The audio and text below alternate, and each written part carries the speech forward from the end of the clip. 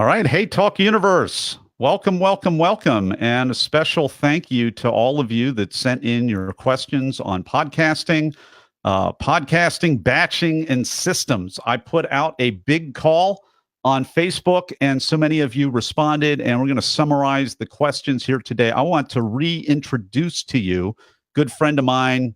Keep it in the screen here. Keep the finger in the in the screen. Justin Douglas. He joined me on Be the Talk. I think it was a couple weeks ago, or was it last week, Justin? It would have been last week, I think. Oh, last week. Okay, so time isn't flying nearly as fast. That's probably why. Awesome. Okay. Well, it's not going quite as fast as I thought. That's a comforting thought at this stage in life. And we're gonna be answering your questions. What I really wanted to do was feature other people who are actually podcasting, not really thinking of themselves as a podcaster, but really podcasting just as much as I am, maybe in some different areas. And so one of the reasons that Justin is here, we hit it off so well on his interview, and he did such a great job in his TEDx Harrisburg talk, which wasn't even a month ago, was it? It was just a few weeks ago. And I was in the room for that. I thought it was just a really inclusive talk. I thought it was just a really great way to step out of maybe a group of people that Justin is usually with, and hang out with the TED people who he's also with, and really bridge that gap and contextualize it. Not all of us can do that, and really did just a wonderful job. So when we started talking about podcasting a little bit, and he had some questions, I'm like, why don't you jump on? Why don't we co-create a product together that can resource people, and that we don't have to have the same conversation again with people. So a little bit about Justin, and then I'm going to kind of pivot over to him, and then I'll kind of answer some questions. But I got some questions a little bit for him, and I wanted to just introduce him. He's actually works in the faith community. Justin, give us a little bit of a profile shot so that we see your earrings and the tats and the, if you're friends with Justin. See, I love this because he's kind of my alter ego. So everything that I'm kind of not. I don't have any tattoos, I don't have the earrings, and I don't power lift every morning and every evening, hundreds and hundreds. I don't do that. And so it's really cool that somebody that does do that thinks that I'm cool enough to jump on this thing and co-create, answer some questions. How'd you get into this, Justin? Yeah, well, thank you for having me on, and thank you for this. It was great. Last time when I logged on to do the Be the Talk episode, you and I ended up talking for like 30 minutes before, and like even cut into my time because it just naturally kicked off, and we were talking a little bit about podcasting, a little bit about what you've been doing. And it's so cool what you've been doing, the idea of like this massive podcast endeavor that you've had. And I guess I was just like, how are you doing that? What's it look like? Obviously through that much content, you've learned a lot about what works and what doesn't. You have some knowledge. And so I was like, wow, it'd be really cool to tap into some of that for myself, but also potentially for other people who are considering podcasting. I think certainly some people are like, that's just an oversaturated market, I don't want anything to do with it. But there's a lot of people who really want to get into it, but don't know where to start. And so I'm looking forward to this conversation. As far as me personally, I'm lead pastor at the Bridge Church. That's something that I love caring for people, and I love pointing people toward Jesus. That's my calling in life. And so I want to do that with everything I got. And in that process, things like podcasting can be opportunities to do more of that in a broader way and such. And so, I'm hoping that I learn some things, and that those listening get to learn some things today too. Yeah. Well, we're going to all learn a lot. And frankly, I want to learn from you right now, because, and we kind of don't like that word, in the faith community, we kind of don't like the institutional word, but I'm going to use that word to refer to if you're a business executive, if you own a company, if you have a medical or a dental clinic or a chiropractic clinic or any kind of an organization. It's easy to overlook. A lot of churches and a lot of organizations are podcasting, and they are basically repurposing all of the sermon content or the teaching content that people like Justin are really, feeling. It's not just a job for you. It's really a very high calling. to do that. It's not like, the rest of us, it's a calling too. But there's a real special thing to that, and a real care. And just like I think faith communities, I think churches are pretty on the ball when it comes to podcasting, just because it's been happening for years and years, and it's a great way to repurpose and go outside the walls of the church. But I want to encourage, again, if you have a medical clinic or a chiropractor, or any kind of a patient base, customer base, retail base, tribe base, you need to be finding ways that work for you, whether they're really niched or really basic, whether they're super innovative or kind of a best practice. You got to find ways to repurpose what you have. So Justin, tell me, how long has The Bridge been podcasting? I know when I looked, there was a whole bunch of sermons on there and teachings that you have. How long you been doing it? How's it working for you? We've been podcasting for just a little over 3 years. When I got here, we began to podcast. We were recording every message. We have, I think, probably close to every message in the life of the church. We're coming up on 18 years old, on CD somewhere. So we've always recorded. But what we used to do is we would record, and then we would take the CD, and we had a CD duplicator, and you could spend $1 and get the CD and have it for yourself, or give it to a friend, or listen to it and bring it back if you didn't want to pay for it. We had other options, right? And obviously 3 years ago, when I came here, I was like, I think there's a better way of doing this, getting it out to a broader audience. I think we had actually already explored podcasting at that point, but we weren't doing it very efficiently, would be the way of saying it. And so we kind of streamlined that whole process of how we would do it. It's been, I've learned a lot through that process, and how we go about that. But hey, if you're here and you're a business leader, or in any forum, even just maybe you are the type of person who does some DIY stuff on YouTube or Pinterest or whatever, there's an opportunity here in the podcast world, I think, to maybe take some of those ideas and take some of the experience and knowledge you've learned in your particular group, or way of doing things, or DIY projects, or whatever, to potentially, whether that's a static thing that you create and then you just put it out there and you only do 5 episodes and then you're done with it, but you've now put that content out there, or if it's an ongoing thing that you do every month or every week or whatever, there's ways to learn. And churches were some of the first to podcasting, I think, because we were looking for because many churches were already recording every Sunday and getting it out on CD. Does that make sense? Prior to that, so they already had a model for what content they would put on their podcast. So it was a natural crossover. It's one of the few places where the church maybe has been an early adopter. Exactly. But we've definitely benefited from it. We get to see, how many people are listening, where they're listening from. It's fascinating that we have people listening all over the world at times to some of our messages, and we're like, wow, that's interesting. I remember it was maybe a year ago, someone in Ireland reached out and said they were really enjoying our messages, and literally sent us a message saying thank you for these. And I was like, whoa, that's crazy. And you don't think about how what you're doing might actually impact somebody that you've never met, that you're not even part of the same culture. You know what I mean? So that's one of the cool things about podcasting, is you got to think global. It goes everywhere, Now, do you track the metrics so you can see all over the world, but you've got download numbers, you've got all of that stuff, and that can be helpful, maybe not in a business model way, unless you're one of the big mega ministries on television or something like that. But still, is that, if nothing more, encouraging, or do you use it for more than that? Are there applications of those metrics and analytics? Yeah. So one of the things we're talking about at The Bridge, and I think a lot of churches should really be considering, and again, I don't want to get to church talk, but I think this is also for the dentist. This is also for anybody. This is for whatever that's lane you're in. Is to say, most churches see themselves as a physical location with a digital influence. And I think that the shift that we need to start considering is how we consider ourselves a digital location with a physical influence. And really what that's saying is to say our front door is our digital media. So it's part of our physical location now. If we begin to see it that way, we really need to throw a lot into the front door. Any business, the first impression is the biggest thing.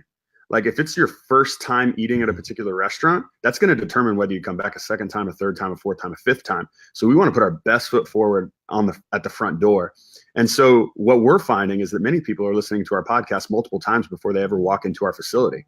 Well, if you're listening to our podcast multiple times before you ever walk into our facility, we probably need to make sure that our podcast is formatted well. Like we have an opening and a closing that's particularly formatted a certain way so that there's a little bit of professionalism to it, trying our best to get the best audio quality that we can. And for us, like that's a huge value because it allows for more people to potentially take the next step, which would be to attend one of our physical locations. So for some people, I would ask, like, so what does it look like for you to put out the front door, if you will? And so when we go back to metrics, the reason this connects to metrics is because as I track metrics, what I'm trying to look at is to say, how well are we doing at actually creating what we would determine a digital location where people are organizing, where people are being. And we've seen our podcast numbers continue to grow.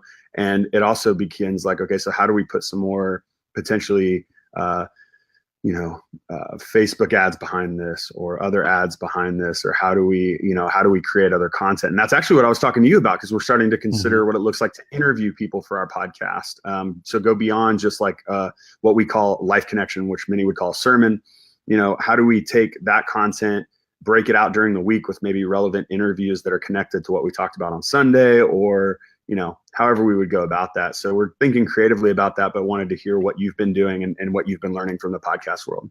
Yeah, well, and just a quick follow-up to that, really interesting parallels. I mean, people do not visit your, there's a segment of people, maybe a growing segment of people, that when you really track the numbers, that they listened or download 2 or 3 of your connection, your teachings or whatever before they came. And so how does that really impact the way that you do the podcast as you look at it, instead of just for the people that didn't make it in the door that week? No, it's for it's for all the other 7 billion people out there.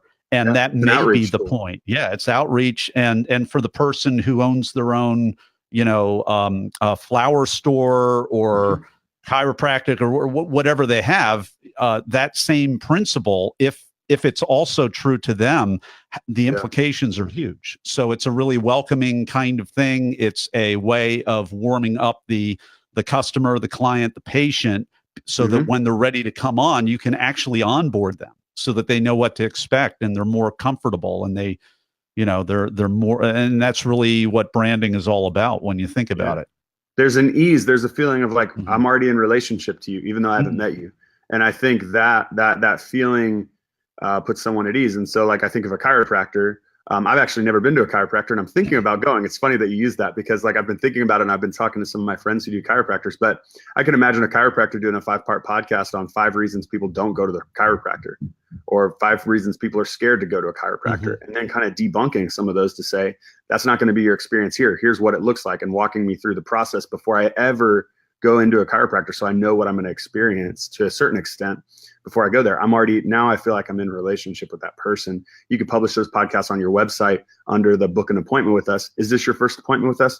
Here's 5 things that so there's just ways that you can use that content where it might not be for everyone, but it might be for those people who are considering coming to you, but maybe they haven't crossed that line yet, and you're giving them another reason to cross that line.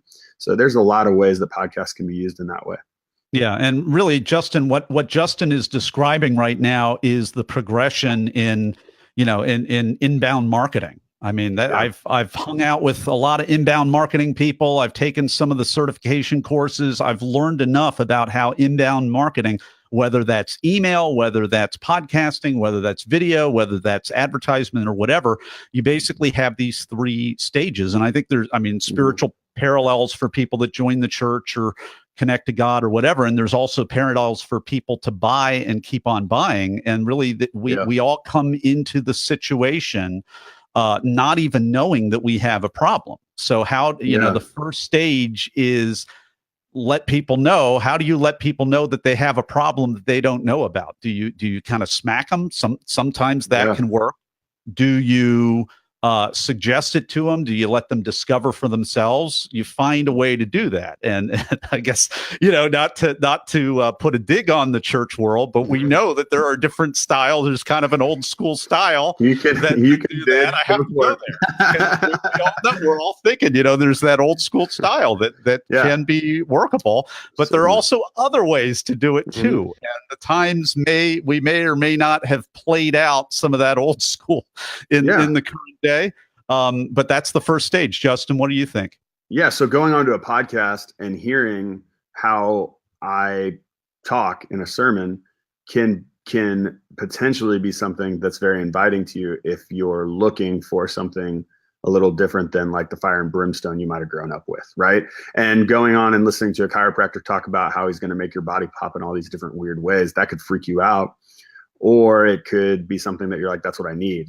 And so I think ultimately trying to present yourself in an authentic way of who you are in a digital arena gives some opportunity for people to connect with you, find out about your brand, whatever that might be, right? And then determine whether or not they want to be a part of that, or whether or not that is something that they're excited about. You know what I mean? And so to get a little tactical about our podcast, just to give you like the brief overview of the podcast we're currently doing. My first question to business owners or, any leaders in any arena would be to say, what content are you already creating that you're maybe not capturing? Because we capture 2 podcasts every Sunday morning. We have a 9:30 service and we have an 11 o'clock service. We record both of those and then we choose which one we felt was better.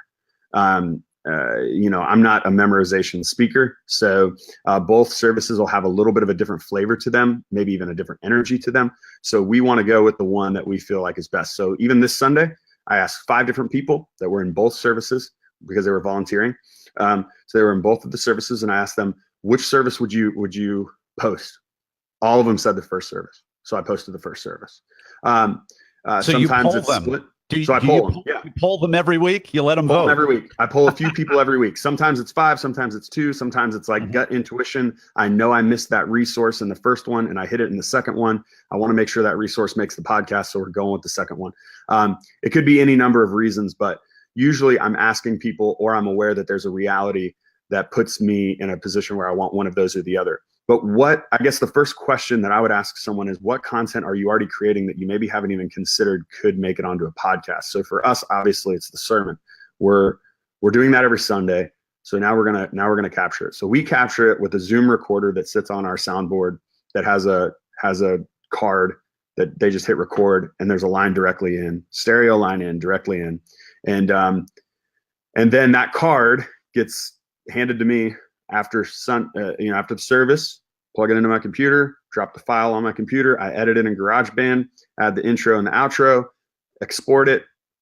Then we upload it to our host, which is Podbean. This isn't an advertisement for Podbean. There's multiple different hosts out there, but that's the one we use. And then we push that Podbean to iTunes. So it is we have an iTunes, podcast, which is, we can talk through all that stuff, right? And then we'll share that on our social media. Podbean has some good share opportunities where you can actually share it as a video. So we share it as like a video that someone can just play on Facebook, and there's other share opportunities that we take advantage of. But that's kind of how the life of our podcast, how it goes from nothing to something that's out there. And we're doing that every Sunday. So usually the podcast is up either Sunday afternoon, if I get to it like literally right after service while I'm watching football, I'm sitting there editing it, or it goes up on Monday at some point, depending. So we've created a weekly rhythm of podcasting, but we're also considering like how we might grow that, expand that, do more podcasting. So I think considering what rhythms your organization naturally has around content you're already creating, and then how you might leverage that on podcasts. I don't know. Is there any questions off that you had? Because I know you wanted to hear about our current podcasting experience. Yeah, I just wanted to get kind of that exact kind of overview, because I think for other people that are, in the faith community, that's going to be relevant, whether they volunteer, or whether they attend, or whether they lead, or whatever. Yeah. And I think it's a great example of other organizations and what they can do. I mean, yeah. I just love to think about. I mean, one of the question buckets that I kind of volunteered for people to ask about is batching.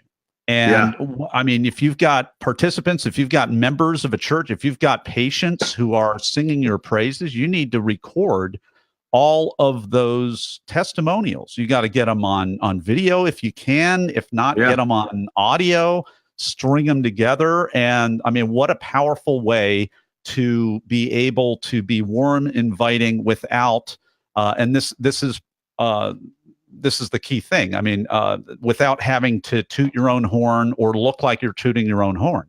It's Mhm. so much easier. And we're even seeing it right now. It's easy for you to talk about this when I'm asking you about it. It's easy for me to talk about what I've been able to do in the last year when you're asking me about it. Mhm. And it comes out a whole lot more naturally. So if you're a business owner, if you're working in a business, if you're an executive, if you're in any kind of decision making position, just start doing something. Start and make sure it, if it needs to meet the brand guidelines of wherever you're in, just make sure that it's done appropriately. And certainly, just getting a wide variety of opinions or locking in on your favorite podcaster, finding out what their system is, finding out what resources are available to help you. You just got to take advantage of all these forms of content management and knowledge management. So so I kind of went through a 1,000-foot view of our podcast. If I was to ask for a 1,000-foot view of your podcast, kind of start to finish, what does that look like? Because I know you're also incorporating, obviously right now we're on Facebook live streaming. You're incorporating some you described it as like Inception last time when we talked. You have like a podcast within a podcast, an experience within an experience. But when you just think about the podcast side of it, so just the audio side that gets published there, what does that process look like for you? How much are you involved in? How much are you outsourcing? Just curious about your process. Yeah, well, and the first question on the docket, it talks about what are the key elements of successful podcasts. So that kind of ties in there. Yeah, We're gonna start getting into all of your questions. I'm gonna start with the 1,000,000-foot view, because this is those of you watching the video right now, this is actually my podcast recorder with a wire in the wrong direction, but that's what I used to start the podcast. But now that the technology for doing live broadcast opened up, it actually made a lot of sense for me to broadcast as well. And so I just record within the podcast, the individual podcast within several different interviews back to back. And this morning I had 10 people back to back. For example, in a two large back to back time slots. And that's one way it works for me. Not for everybody. That sounds a little Herculean to some people. I don't think so, because I watch my own father, treating patients, dozens and dozens and dozens of people per day. So I don't think it's particularly heroic what I'm doing at all, but other people might feel a little differently. Now, I try to, because I'm serious about this, and what Stephen Covey said, start with the end in mind. So I think that's a real key element of a successful podcast.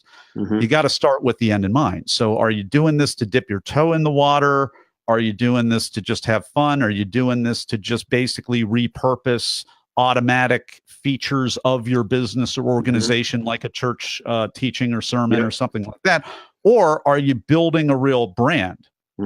And if you're building a brand, if you're building something, something that you really want to be pointing back to you just really need to take a look and be very thorough about what you're doing. Start with the end in mind, consider the cost, all of that. One of the things that I realized very early on is that with all of this production and all of this interviewing and everything else, it was going to drive me up the wall if I did all of my own editing. So I don't do my own editing. I do my own I do my own setup, I do my follow-up, all of that, but my Talk Ninjas do all the editing. And so that is a key piece that So that you I record do. the content, drop the content, and then email it to someone else who you're calling Editing Yeah, ninjas. my ninjas take care of it, and they post it and they schedule it. And when you're doing a 7-day a week podcast, that's no small thing. Yeah. And see, Um, that's the fascinating thing mhm, with you. You have to do 10 at a time, because if not, you're literally every single day of your life is mhm. podcasting. So that's another really key thing for me to talk to for business leaders or whoever's out there thinking about podcasting to consider is like, how much of this can you mark out a whole day to say, this is my podcasting day? I don't know. For me personally, that's a lot easier. I would prefer it not to be every single day I got to check this box, or once a week on Monday, every Monday I got to check this box, but to even think through, okay, for this quarter, we need to do these 5 podcasts to be successful. How can I get them all done on one day?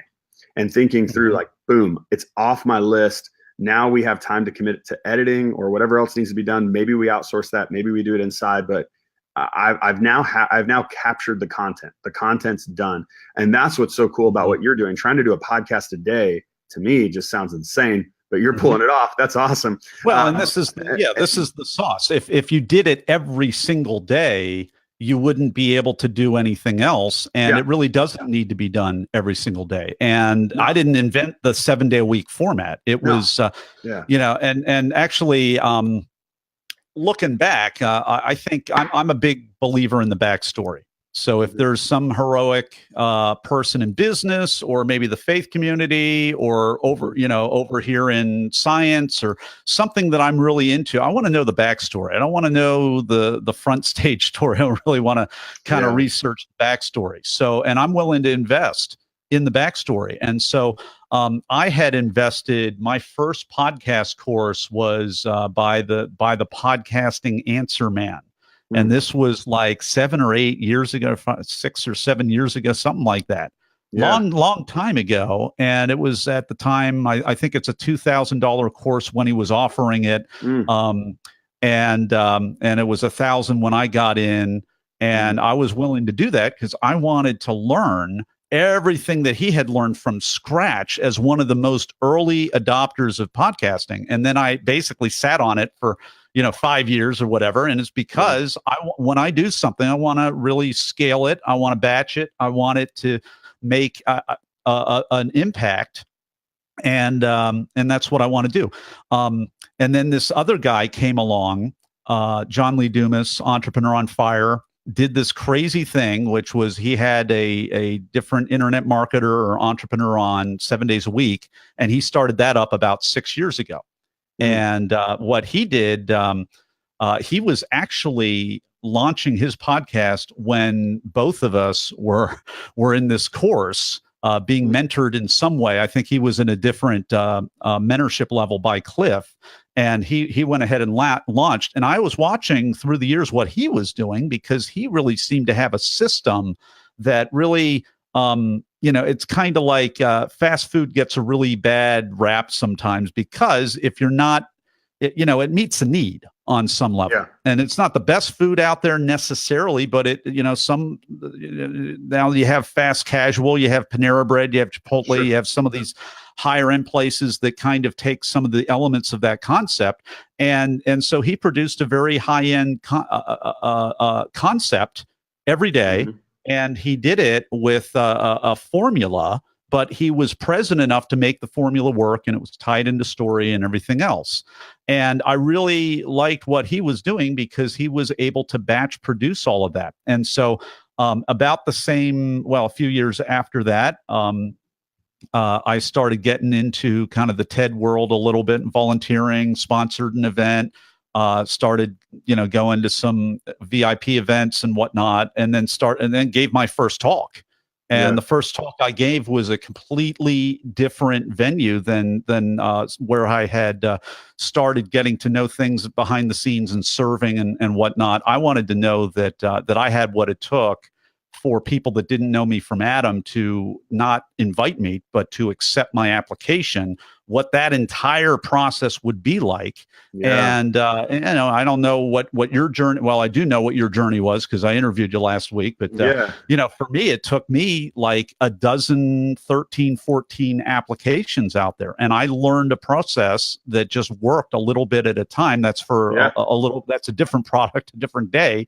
But now that I was kind of part of that alumni, I was like, man, it took a lot of energy, took a lot of preparation. It was great, but man, all we get to see is the front of stage. I want to tell the backstory and I want to feature people. And this could really fit that model of, if I'm going to do something, it's going to be a 7-day-a-week podcast. It's going to be an experiment in this, in learning how to really develop these efficiencies, because I know those efficiencies, the batches, the systems, they have major implications for executives, for CEOs, for business owners, not just in podcasting, but in all kinds of different places. Because those business owners, the decision-making power, you need to have a instead of putting all that effort into just one maybe weekly event, what if you could batch that, do 10 things and have, a daily or more,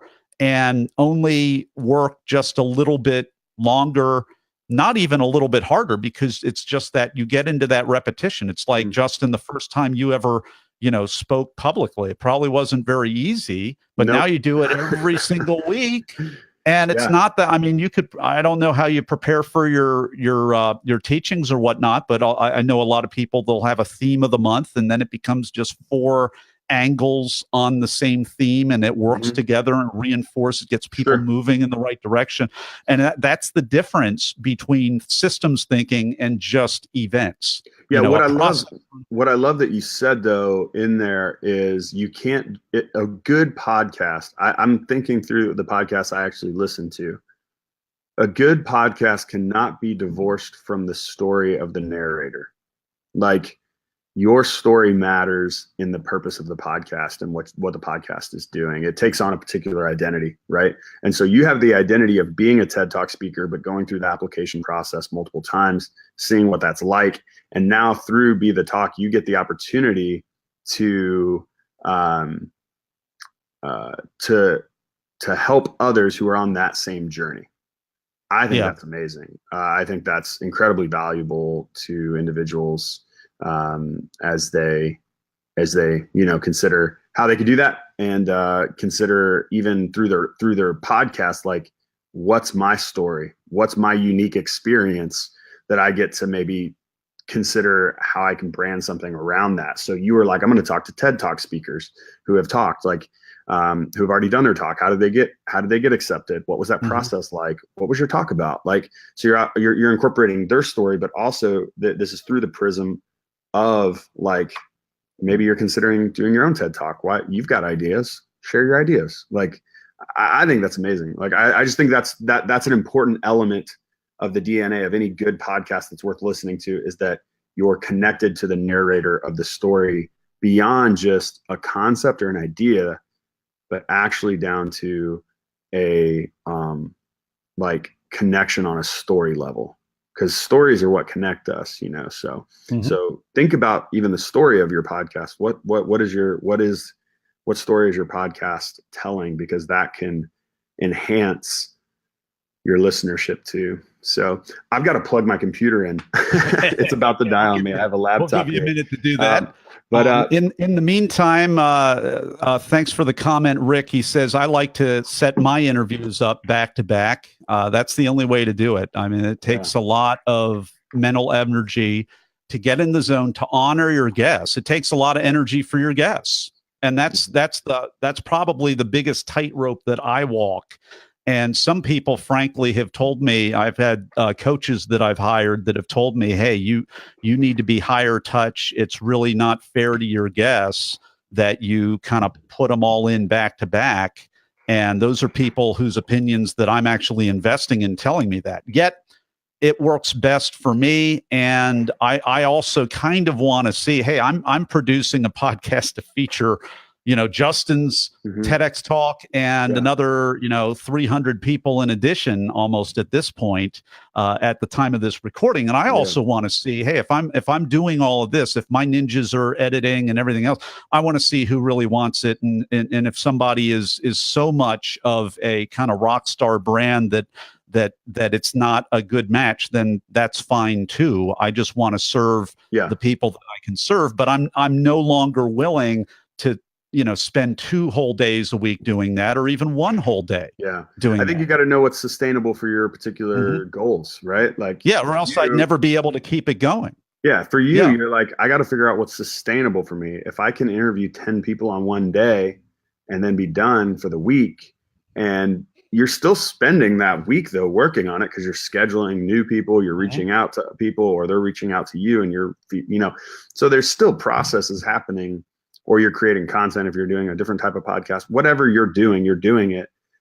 But I think building a system, I love that you brought up systems. You can just start throwing stuff at the wall, or you can build a system that's hopefully going to be something you can sustain. Yeah. I got a question for you. So you talked about the ninjas that edit for you.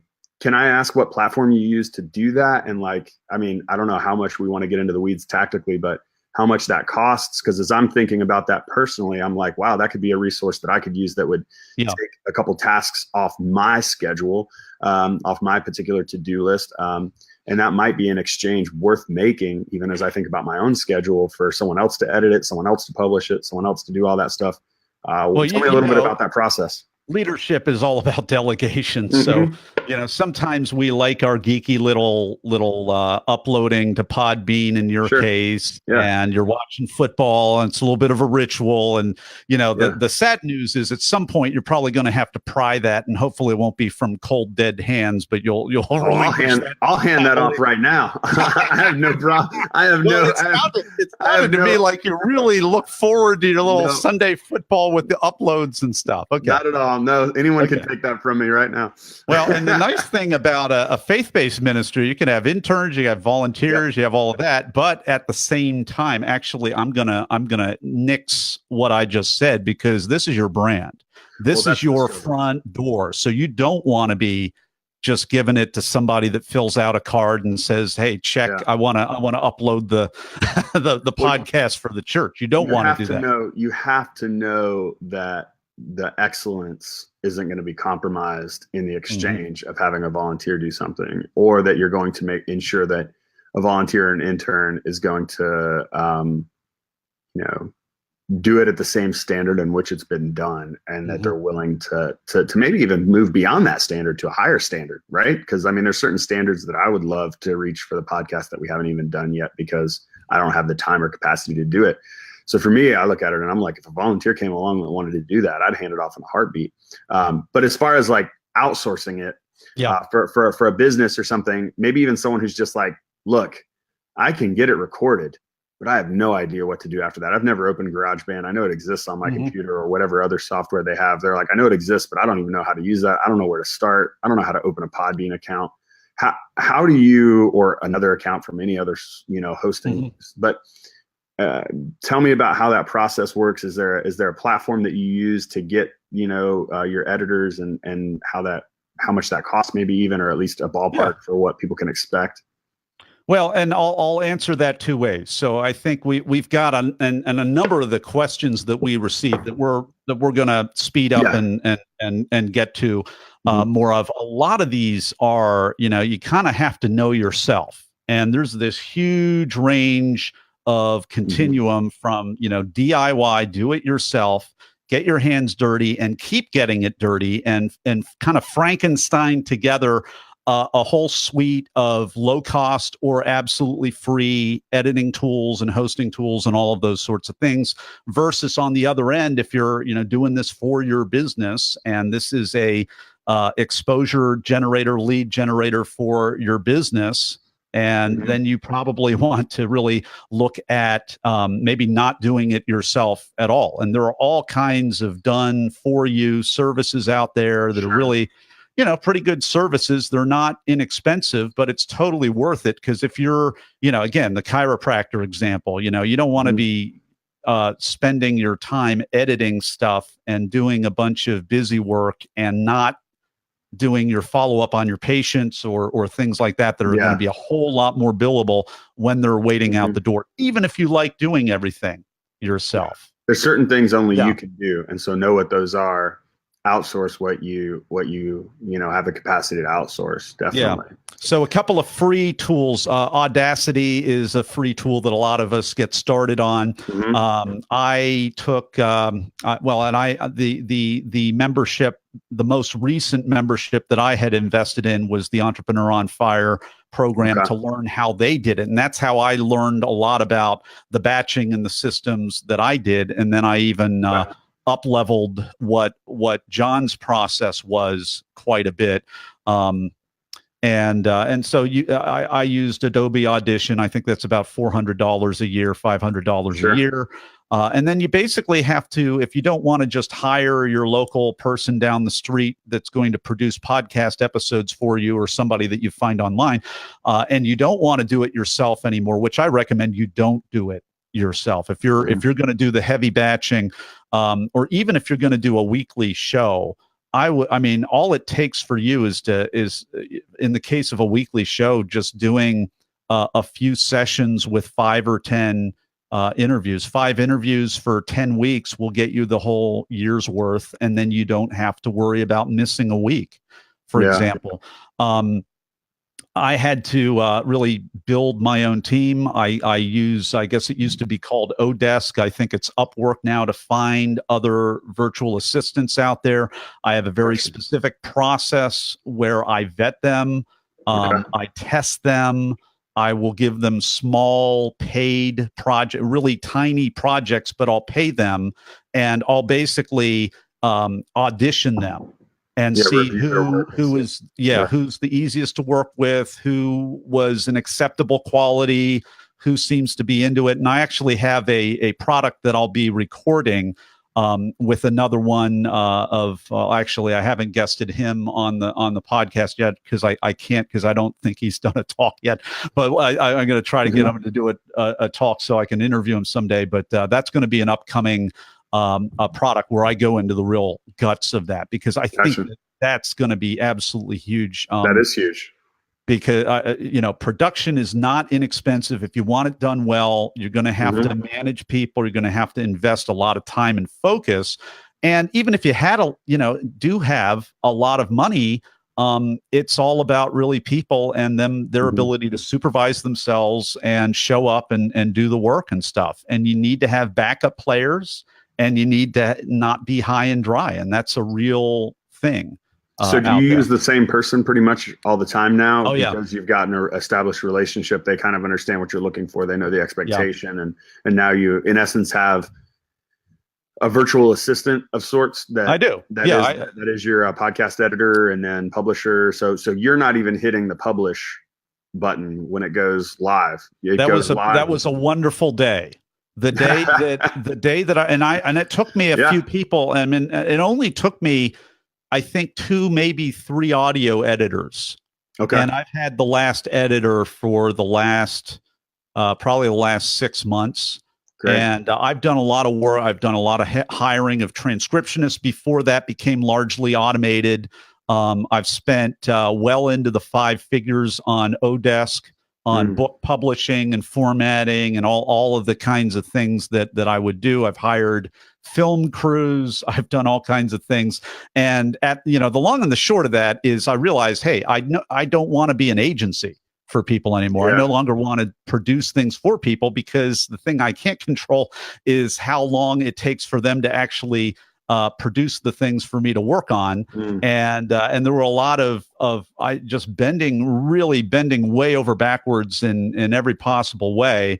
And it's a whole lot easier just to create a product like this, to tell you how to do some of these things so that you can go through that whole process of auditioning people and getting your rock star crew. And I do have an advantage here with Be the Talk, because it's such a neat theme, and because so many people love TED Talks, and because I don't necessarily do TED Talk. I do branded talks, which I include, the faith-based Q talks, which are short form and idea centric. I include Big TED. I include TEDx, which is the big gorilla in the room. But I'm real careful not to do what I see a lot of people doing, which is basically scraping a brand that doesn't belong to them and being pretty close to infringing on that brand. It is kind of an open source brand, but I've seen a lot of TED speakers that call themselves TED speakers on LinkedIn or whatever, and I reach out with the assumption that they've given a TED talk, and they haven't given a TEDx talk. They haven't, they just call themselves something that they haven't actually done. Oh, wow. And it's confusing. I'm not saying that's morally wrong or lying. I'm not saying that. I'm just saying it's brand confusion, and it's actually brand confusion on TED. So I've tried to be really careful to call these branded talks. When TEDx Harrisburg invited me back to MC a couple of weeks ago, and that was really awesome. And I've become a little bit less paranoid about that, a little bit more like I kind of belong maybe. But it's a good thing to err on the side of caution if you're talking about something that isn't really your brand. Maybe it's your favorite author, or maybe your speaker guru, or whatever. And there are well guarded corporate brands out there, and you might just get a little letter in the mail, or cease and desist, or a little Facebook message. So you don't want that to happen. So what I hear you saying in that whole kind of overview is that 6 years ago you were invested in podcasting. Podcasting was very different 6 years ago from what it is today, because there's so many new platforms that have been created. I mean, I know people who can go to Best Buy and buy a blue mic. Actually, you don't even have to buy a mic. You have a mic on your laptop. But let's say you do want a decent, your phone. Your phone. Yeah, your phone is great quality. Podcast from your phone. Exactly. So like you can podcast just about any way. You have Facebook Live, you have Instagram Live. These are podcasts of sorts. You have all these new tools that have been created. So from 6 years ago to today, you've not only had to, you've had to stay up to date, but also synthesize all of these competing rivers of podcasting ways of going about. So if someone was to ask, where do I start, Nathan? What might your answer be to someone who just said, I haven't done anything. I don't have a podcast. I've never even thought about it. But as you're talking and you're telling me about my brand and how it might elevate my brand, how it might give me more impact. How, I use the language of the front door. It could become a front door of sorts for your business or your organization, whatever you're trying to do. Where do they start? Yeah, well, I mean, I think the saying, if you don't know where you're headed, anywhere will get you there. Any direction will take you there. So you need to really know where you're going. And I think a great way to start, no matter whether you're a business owner or if you're a hobbyist or anywhere in between, is just to just call it an experiment and keep it semi-private. Don't announce. Don't do what I've done and say, oh, this is a 7-day-a-week podcast. That's what everybody wants to do. And unless you've done a lot of backstory, unless you've kind of invested in some of the people that have successfully done that and done it every day without stalling and whatnot, then you want to be careful about your proclamations and whatnot. But that said, we all have phones, unless we're members of the Amish community. We have, and I think some of them may have phones too. I think. So I mean, it's like you have a phone, use it.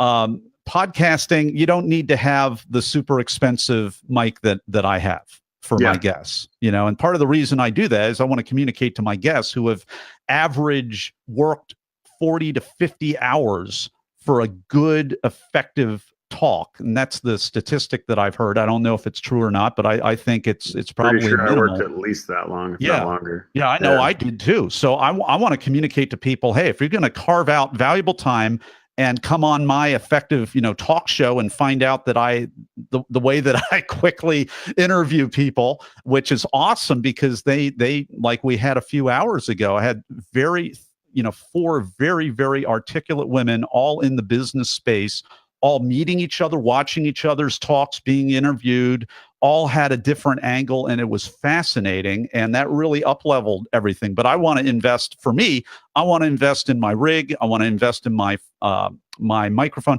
And for you, when you're starting, you don't need to do that. You know, that's part of the reason we're recording a fairly casual product right now, because we just want to tell the story. We want to kind of ask each other questions. We want to give you kind of a bird's eye view without you having to spend, you know, thousands and thousands of dollars. That you don't need to do that anymore to get great quality, and you can up level to that. So and start small. Start small. And so starting small might look like a free Podbean account or some type of hosting account that's free. It might look like a USB mic, or just talking into your phone, recording it, or, you know, if your computer comes standard with GarageBand, you might be able to use that USB mic to just plug right in and go into GarageBand, hit record, and start talking. You know, I do think quality to some degree is going to matter. If you want to be in a quiet space, a noise controlled location, obviously you don't want a buzz in the background or a fan on in the background. I listen to a lot of podcasts. Today it's 1:15. I've already listened to 2 hours of podcasts today. They're on in the background while I'm driving. I had some drives today. I don't listen to music as much as I listen to podcasts now. Whenever I come across a new podcast and the audio level isn't that well, or it's, you know, or maybe they do a live on location, like podcast of a podcast I already listened to, they do a live on location, and it's really difficult to listen to, that can be a deal breaker for me. I don't think a new podcaster initially has to worry about that right away, though, because you can always upgrade. You can always get better. I think what you need to do in the initial is find your voice, find what you want to talk about, find out the process for how you want to do that. And some of that you have to jump and kind of build the wings on the way down, instead of trying to get it all laid out before you. Because you don't want to invest $1,000 if this isn't going to be helpful for you or your brand, or if it's just going to be a 5-episode series and then you're done. It's static information instead of like consistent information. So those are some things that, answering the question of where do I start, might be specific to the particular individual and their particular context, and, you know, what their goals are, like you said. Well, a couple of thoughts on that. Number one, I mean, really, anything goes. If you have people locked onto you, customer base, patient base, fan base, tribe base, if you have people and you're already kind of a voice for them, you need to be podcasting. And it really doesn't matter the quality at all, because I mean, it's leadership and having a following. If they want to hear from you bad enough, it doesn't. I've heard some really horrible quality. Your tribe will listen. And it's amazing to me. People will listen, but they will, because they're locked in, and it's almost, sometimes I wonder if people deliberately, some people make the quality as low as possible just to get people leaning in even more. I say, if you've got the skills to do that, great. It might also help to up level the quality and whatnot. And another thing that Justin, you said, I think a great way to go is the closed form. You know, we're going to do a test trial balloon series. I'm going to do 5 episodes on this topic, and outline it out and say week 1 this, or session 1 this, number 2 this, number 3, and just do 5. And then it becomes a standalone evergreen thing that will always be there. And if you like it, you can do it on a regular basis. If you want to be accountable and be on a regular schedule, then you tell people the schedule that you're going to be on, and you change it at any time. And you try to stay consistent, but also be, you know, the owner of the process, and make sure it's serving you. And if you have an existing tribe and following, you can do those things, and you should. Yeah, you can watch the metrics too to see if it's actually valuable to your customer base. So, so like back to the chiropractor. The chiropractor publishes five, you know, anxieties that people have coming into a chiropractor, and how we aren't going to do that. Here, I'll say it from my perspective. Okay, anxieties coming into a church. Here's the things we hear from. Here's 2 common things we hear from people who come to church for the first time, and we ask, like, what were some of your anxieties walking in the door? Were they going to ask for my money? We don't pass a plate anymore. We have giving boxes and we have online giving, because we want to be the type of church that's going to say, kind of give a different narrative. Like, we're not about your money. We don't want you to feel that way when you come here. So we're trying to lessen that anxiety. Another one is, am I dressed appropriately? Well, if you see me on a Sunday morning, I've got t-shirt and jeans on. You walk in, you're like, okay, I'm safe to be dressed however I dress. Does that make sense? So like, maybe the chiropractor has these 5 things that are, he does it different than some of the concerns, that anxieties that people have, or whatever is unique to your brand. You make those 5 staples, but then you get to monitor on the back end the data for how many people are actually listening to that. You get to also ask your new people, did you watch any of those or listen to any of those 5 podcasts or watch any of those 5 videos before you came? And you get to actually see, is this tool helping and furthering my business and my goals, or is it a bunch of time I spent, that really isn't moving my brand any further? You don't have $1,000 invested in podcasting. You maybe have $50, $100 invested, and you realize it didn't work, or you have $50, $100 invested, and you realize, wow, this is like moving my brand. Like, I've made huge leaps and bounds because of this. I need to invest more. We're actually at the point of the bridge where we're saying we need to invest more, because it's been moving our brand. It's been moving what we're about. And so part of the desire to talk to you about this was just to say, okay, what can we learn from what you've been doing? Because we want to level up of sorts, but I don't think you have to even start on the level where we're at. I think you can start so basic and still get a lot out of it.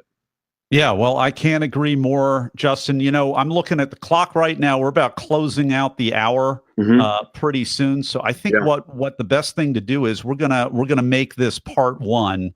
Okay. And we'll debrief and jump back on another session and hit the rest of these. And in the meantime, if you know Justin and you have questions and specific questions, because some of these questions, is it right for me?